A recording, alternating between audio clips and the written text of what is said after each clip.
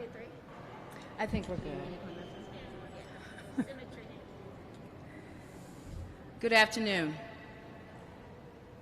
The arrival of September is an exciting time of the year because it signals the start of a new school year.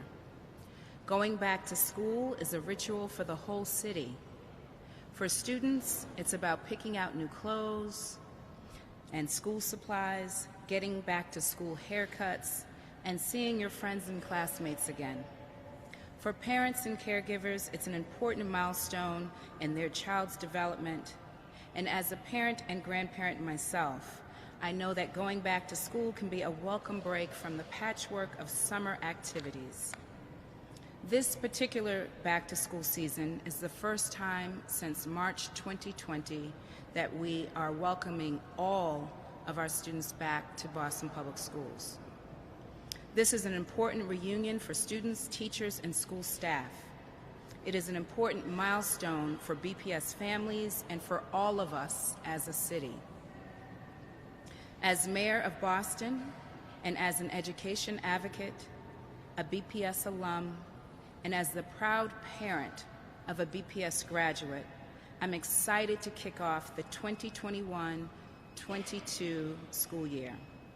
Today, I am joined by Boston School Committee Chair Jerry Robinson, Superintendent Brenda Casellius, Boston Teachers Union President Jessica Tang, BPS student Catherine de Jesus Martinez from Binca, Chief of Health and Human Services Martinez, Dr. Cassandra Pierre from Boston Medical Center, and CIC Health CEO founder Tim Rowe, and a number of community partners.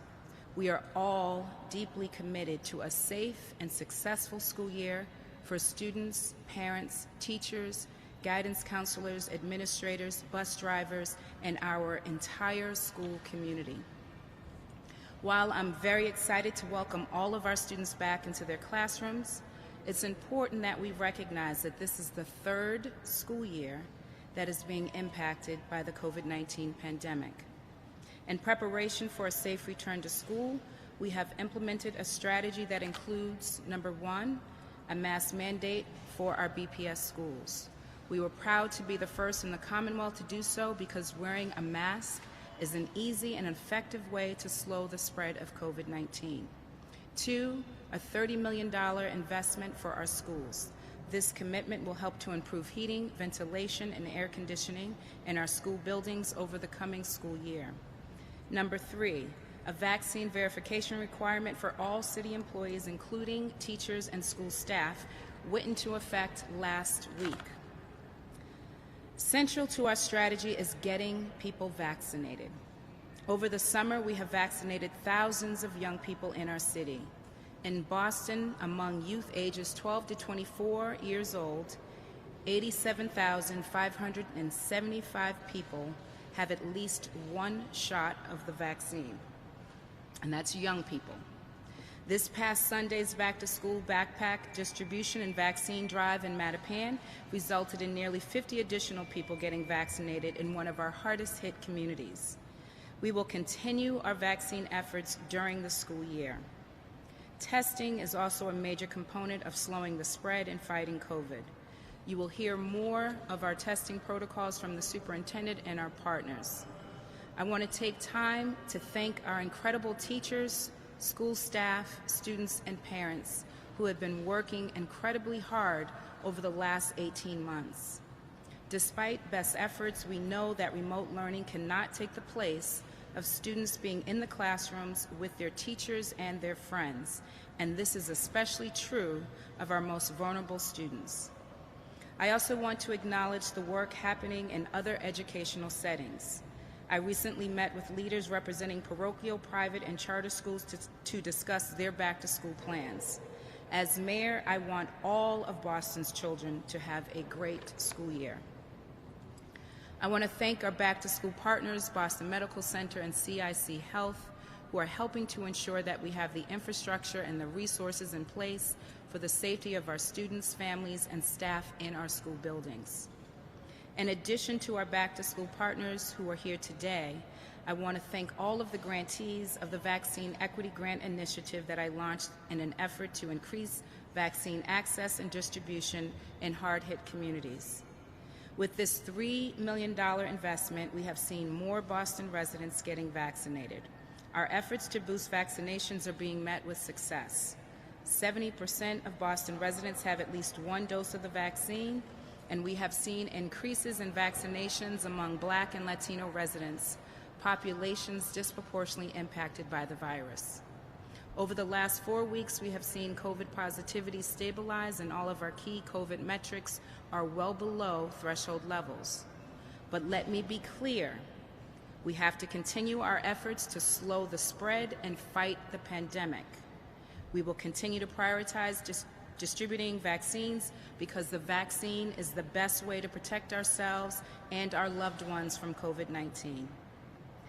We also need to see testing continue. Please get tested if you have symptoms, if you have traveled, or if you have been exposed. This will help us better understand and control the spread of the virus. We will continue to follow the science, the advice of public health experts, and the data that we are continuously monitoring. As a part of our overall efforts, I want to remind everyone of the citywide mask mandate that went into effect last Friday. This applies to all indoor spaces open to the public. This public mask mandate will help limit transmission of the Delta variant. Masks protect those who wear them and those who are around them, including people who are most vulnerable. I'm urging every family to put masks, testing, and vaccines on your back-to-school list. As our students return to school this year, I want to encourage motorists to be mindful of our children who will be walking to school and catching buses on our city streets. The Boston Police Department will be on alert on the first day of school, implementing traffic safety precautions. Please remember that it is illegal and dangerous to pass a school bus when its stop sign is active. Please be mindful of the safety of our children, and let's do all we can to slow the spread and fight the virus as we welcome students, teachers, and staff back into the classroom. Now I will turn it over to BPS Superintendent Brenda Casellius.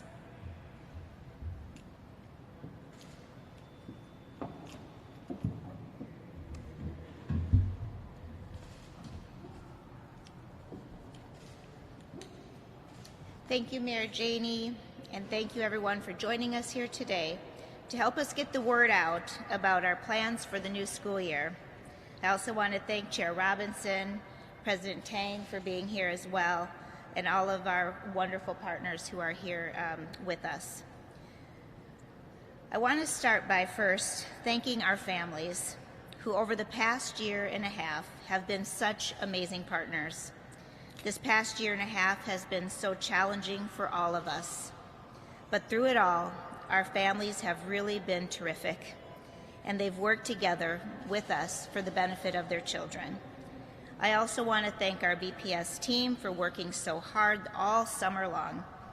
This includes my immediate executive team, but most importantly, our school leaders and our educators, our custodians and our support staff, and all of our BPS central office staff. As a reminder, the first day of school for students for grades 1 through 12 is next Thursday, September 9th, and our pre-kindergarten and kindergarten students begin school on Monday, September 13th. Unlike last year, this year we are beginning the school year with 5 days a week of in-person schooling. Our team has worked incredibly hard to prepare for a safe return, focusing on the social and emotional needs of our children as well as their physical well-being of our students and our staff. All students will attend in person as the state has mandated, and there is no option for virtual learning this school year. Students are expected to report to school every day, and we will be tracking attendance and monitoring their student success plans. Some students that are high risk or vulnerable to COVID-19 and meet a narrow set of criteria will have the option to receive services through our home and hospital instruction outside of the school building. This long-term remote option will be provided to students with access to instruction from their educators from their home school. This plan is not for students who may need to quarantine as a result of exposure to COVID-19. For students who may need to quarantine, they will have access to consistent tutoring, technology, and the same lessons and materials that are taught within the classroom from their caring teachers. The state is not requiring us to provide additional tutoring or supports to students in quarantine. However, Boston Public Schools is keeping equity at the center of our decision-making, and our academics team has been working overtime to provide our students with additional supportive tutoring and resources. We have also been working all summer to build upon last year's efforts to ensure our health and safety protocols are in place. We are focusing on 4 mitigation strategies that the mayor alluded: consistent and correct mask wearing, expanding access to vaccines and promoting their safety, frequent COVID-19 testing, and ventilation and air quality. We are asking our students and our families to monitor for symptoms of COVID-19 as we did last year. If anyone feels sick, if they're a student or a staff, they should stay home from school. BPS will continue to provide COVID-19 screen testing to students and staff by our amazing partners at CIC Health, who have joined us today, who helped us all summer long, and who will expand our partnership. We strongly encourage all of our parents and caregivers to provide consent for their child to get weekly COVID-19 testing at school. Last Friday, we sent an email to families with a unique link for each BPS student. These forms were sent in their family's preferred home language. To date, we have received affirmative consent forms for 11,000 students. We are sending additional emails and text messages to families to encourage participation, and will provide paper copies at every school. Our new family liaisons will help us to communicate with families, many in their home language, so they understand the forms and they have the information necessary for consent. We will also be hosting additional vaccine clinics at our schools and will continue promoting other opportunities for members of our BPS community and the general public to get vaccinated. A critical partner in this effort has been Boston Medical Center. They are on hand today to provide more information about our partnership. We also have a wonderful student with us, Catherine DeJesus, a talented student at Binka High School, who will also show you and tell you how students are being involved in pitching in. And in addition to these health measures, our facilities team has been continuing their tireless work ensuring our buildings are ready to welcome students back this fall. This includes making sure our schools are stocked with appropriate PPE and cleaning supplies, and maintaining our cleaning and disinfecting protocols for our buildings and buses, in addition to the regular deep cleaning that happens every summer. In addition to last year's repair of more than 12,000 windows to support airflow and increase ventilation, 1,835 indoor air quality sensors have been installed across 48 schools, and 3,242 filters have been replaced in our purifiers, which are in every learning space. They've been changed and upgraded. These data loggers will eventually be in every school by the end of September and will give real-time updates to our environmental team on air quality. All BPS students and staff, regardless of vaccination status, will be required to wear masks this year. This is while they're inside school buildings and during yellow bus transportation, during athletics, and also as they return to school next week, they will be given multiple reminders about this new mask mandate. The state has lifted all emergency orders, including removing expectation of social distancing, so we are not enforcing physical distancing, although we are encouraging strongly 3 feet of physical distancing wherever possible. We are meeting with school leaders to determine each school's plan for serving meals, to students during arranging for them over a variety of options. Breakfast and lunch will typically be in the classroom. We also have grab and go meals. Also, there's eating in the cafeteria when you can social distance. We are encouraging outdoor spaces to be used for lunches and other options to ensure appropriate physical distancing while students are eating. I do want to mention that we are working through some staffing challenges ahead of the new school year as a result of many recent retirements and national employment trends. We have over 150 open positions on our food nutrition services team, including managers and cooks. We are also experiencing significant bus monitor and bus driver shortages, as other districts in the Commonwealth and other parts of the country are also experiencing. My team is in the process of determining the potential impact of these challenges for our students and exploring every alternative and all possible solutions. We will be communicating updates to families of our bus riders today and continuously through the next week. I strongly encourage anyone interested in joining us at Team BPS to apply at bostonpublicsschools.org/OHC. Click Find a Job and input these positions in the search terms. BPS recognizes that prioritizing the social and emotional physical wellness of students, family, and our staff is necessary to ensure health and safety. We continue building school communities that are safe, healthy, welcoming, joyful, anti-racist, and culturally and linguistically affirming. While we are detailing a lot of the operational health and safety updates, we maintain a sharp focus on our academics, and our main goal next week is to return to the joy of teaching and learning. The best place for our students is learning inside our classrooms under the loving care of their teachers alongside their peers. I ask the public to join us in adhering to the public health guidance as we safely celebrate the start of a brand new school year. I appreciate your support in helping us share this information with our families. And earlier today, we sent an email to families with a link to our Back to School guide, which is available in 10 languages on our website at bostonpublicsschools.org/backtoschool. We'll cover these details during our upcoming virtual community meeting tonight, Tuesday, September 7th. Details for both of our meetings are available at bostonpublicsschools.org/backtoschool. Thank you for your help today. I want to introduce Dr. Pierre from Boston Medical, who will be here to speak about our partnership.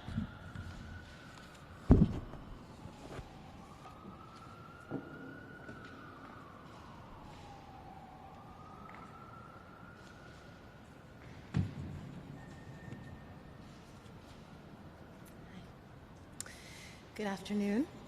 I want to thank Mayor Janey and Superintendent Casellius for inviting me here to speak about the important role that vaccines have played and continue to play in protecting our community and our children. I also want to pause for a moment to thank both of you for setting the bar for within our state and protecting our city by instituting an indoor mask mandate and supporting that mandate within our classrooms. And that's important to me, as I'm not just speaking as an infectious disease doctor, but also as the mother of 2 young children who are heading into BPS classrooms for the first time this fall in the next 2 weeks. The data that we have, the most recent data, shows that although we have seen increases in cases in COVID-19 in our city and our state, the vaccines are continuing to work for us. They are providing protection against serious illness and hospitalization, which is what they were designed to do. The Pfizer COVID-19 vaccine has been available to children ages 12 and over since May of this year. And the CDC has estimated that over 65% of children who were eligible for vaccines in our state have received it to date. And that's wonderful news, but we can't rest there. We know that as the weather gets cooler and people move indoors, we may see, again, an increase in COVID-19 infections in our area, including among our children. We need to do everything in our power to protect them. That being said, we also know that vaccine access has been and continues to be a challenge and has decreased or prevented the increase in vaccinations in our region. The neighborhoods served by Boston Medical Center, including Dorchester, Mattapan, Hyde Park, and Roxbury, have seen lower rates of vaccination in part due to that vaccine access issue. And that is why Boston Medical Center is partnering with Boston Public Schools and other community organizations to provide on-site vaccine clinics for children who are vaccine eligible, bringing the vaccines into the communities to protect them. To date, we have held 27 COVID-19 clinics in schools, and 51 additional schools are planning vaccine clinic events in the weeks to come. This unique collaboration has allowed us to successfully administer 1,319 vaccine doses, which also includes 800 children from ages 12 to 19. Now, I've mentioned I'm the mother of 2 young children who are too young to be eligible for the vaccines yet, and it is equally important that children, especially those who are not yet eligible for the vaccines, are insulated and surrounded by a community of adults who have received the COVID-19 vaccines. To that end, Boston Medical Center is working to increase vaccination rates among BPS bus drivers, bringing the vaccine into the bus yards and thereby removing the accessibility roadblock. By actively collaborating with Boston Public Schools and other community organizations, including YMCA, church leaders, local congregations, and other community organizations, we work to increase vaccine trust, awareness, and eventually increase vaccine acceptance in the communities that we serve. We know that our children have experienced drastic changes to their academic and their social lives, and they are experiencing negative impacts from this pandemic that will last for years to come. We owe it to them to ensure a safe environment, a safe school year, and a school year that will be uninterrupted by decreasing the number of COVID-19 infections to as low a rate as possible. The way to do that is to ensure that we continue to vaccinate children, working together when our children become eligible for that vaccine. Thank you.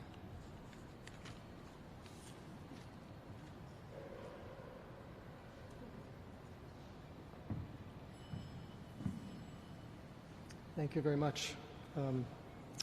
My name is Tim Rowe. I'm the founder and CEO of CIC Health, and it's a pleasure to be your guest here today, Mayor Janey, and assembled dignitaries. This is the second time we're collaborating with the Boston Public Schools, having run the testing programs in the public schools also in the spring. I'm happy to answer any questions that folks have about how the testing works. I can say that the technology for this has improved significantly since we got started. The approach that we're using is easier than ever for schools. We've eliminated that need for a second test that you may have heard about in the spring. That's no longer necessary in the program as part of our regular surveillance testing. And the cost, if you remember at the outset of the pandemic, the cost is something about 30 times cheaper now than it was back then. So that's made this all much more accessible. As people know, the federal government through the states have funded all of this testing, so there's no cost to families or to schools for this kind of testing. Our purpose here is to make it safe to come back to school, and we don't know with Delta how this will unfold, but we do know that since August of last year when we started testing, none of the schools where we tested had outbreaks, and none of the schools where we tested had to close. There are a lot of schools around the country now that are facing closures and outbreaks, and I think Boston Public Schools is in the forefront of leading cities with its use of these not only testing but also masking, also its vaccination mandates within staff, and I applaud the efforts of Boston Medical Center working with school bus drivers and all of this. So we're working together, we're using all of the available technologies, the best known approaches, and I think that means that our kids are going to be able to be back together. I'm the parent of 3 kids who came through the public schools here in Massachusetts. I know my youngest kid, my daughter is 16, was really upset about not being able to have the interactions that she hoped to have in school last year, and is really excited to be able to have that this year.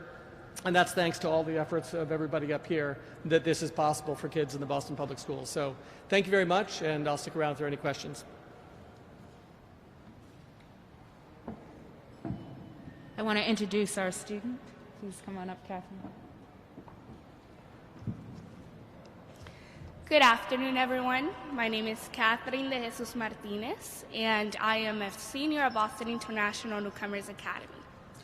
I, together with some of my peers, volunteered in the first school clinic BPS had, in where we helped translate to parents and students. I also got vaccinated in the first school clinic, and as well as other people, I was very concerned on the side effects. Was I going to get a massive headache or have fever?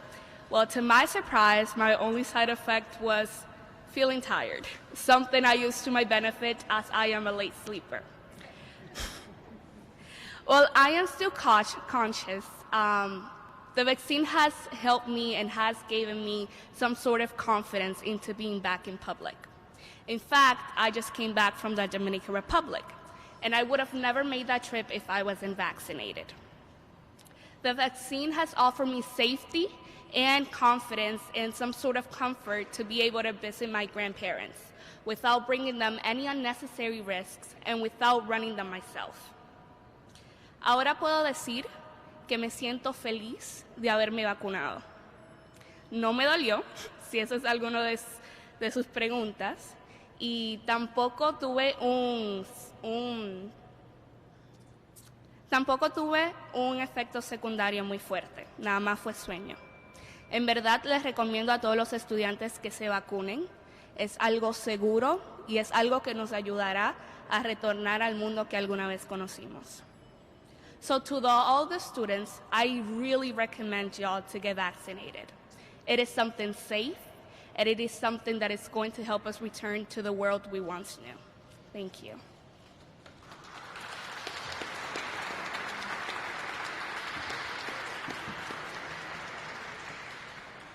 I want to thank again all of our partners for being here, and thank you, Catherine, for those wonderful, inspiring words and encouragement for your classmates and everyone watching of the importance of getting vaccinated. I want to thank our entire team of partners who have joined us today, but not just for being here, for the work that they do every single day on behalf of young people in our city. Thank you all. Thank you, Superintendent. Thank you, President and Chair, and our medical professionals, and again, our student. Happy to take a couple of questions.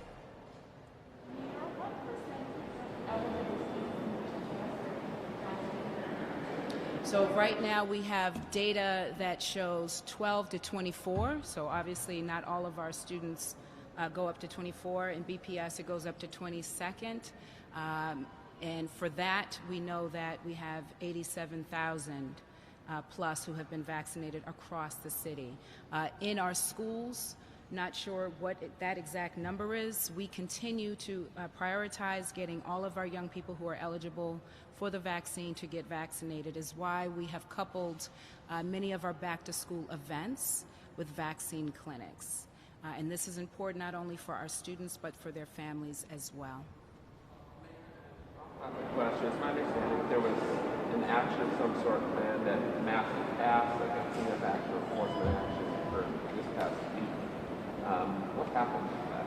So as it relates to individuals who are dealing with substance use disorder, and we refuse to refer to them as mass and cast, which is dehumanizing, we continue to prioritize public health. We continue to provide care and treatment. Just last week, 55 individuals were referred to treatment. We also continue to work on getting folks into shelter and to clean the area. Right now, a lot of the focus has been on our return to school efforts. We know that yesterday was a big day in Boston in terms of move-in day of our college students. And so much of the effort has been focused there, but we will continue to work with businesses and residents in the area to clean the area over in the area that you described as mass and cast. And then we continue to expand our partnerships with others who also are working hard to address the issue of opioid epidemic here in our city. It is at a crisis point. Working with the district attorney's office, working with our courts, working with the state to lift up more treatment options throughout the Commonwealth, because too much of this burden has fallen to Boston. And again, we always want to center all of our work around public health as well as public safety. How many bus drivers does the city have, and how many does it need? I'm going to defer to Superintendent Casellius on that question. We typically have around 700 to 720 bus drivers. We also have a standby force. Those bus drivers are not typically assigned routes, so they can take it in case there are absences. And we have about 600, I think, and 56 that went through the bid yesterday. So we're somewhere around 40 to 60 short. Well, they're still getting to the bottom of that because our routes are still, you could have a route that takes a special ed student out to a suburban area and brings them back. And they're getting to the bottom, so we don't have those numbers just quite yet because the bid just finished up yesterday.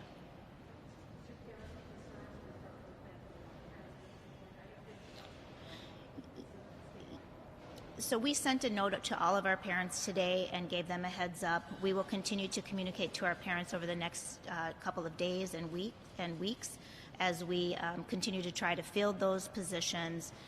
We will also engage in some rerouting. We're asking our parents if they are going to decline riding the yellow bus, which would then allow us to consolidate some routes. So our team is working on that now.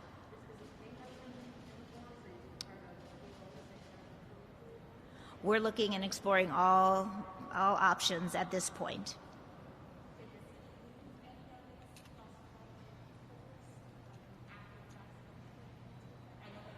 Yeah. We haven't been able, of course, this is a shortage across the entire nation and the Commonwealth. Actually, I was on a call with the commissioner not too long ago, and he was addressing all superintendents and giving us also other ideas for how we could address this shortage.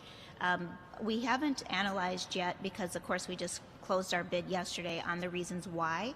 We do anticipate that there are some of our drivers who are helping other family members because of the crisis in Haiti.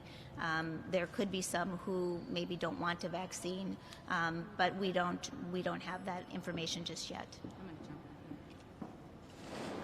Through my conversations with many of the bus drivers, there has been an interest in getting more bus drivers vaccinated. It is why we're standing up vaccine clinics in the bus yards as they have requested. So we will continue to work with them to get their team vaccinated, as well as all city workers, as well as addressing the routing issues that the superintendent spoke of. Any other questions? Any comment on the policy endorsement or anything else? Oh, congratulations. Thank you. Any other questions? Thank you so much.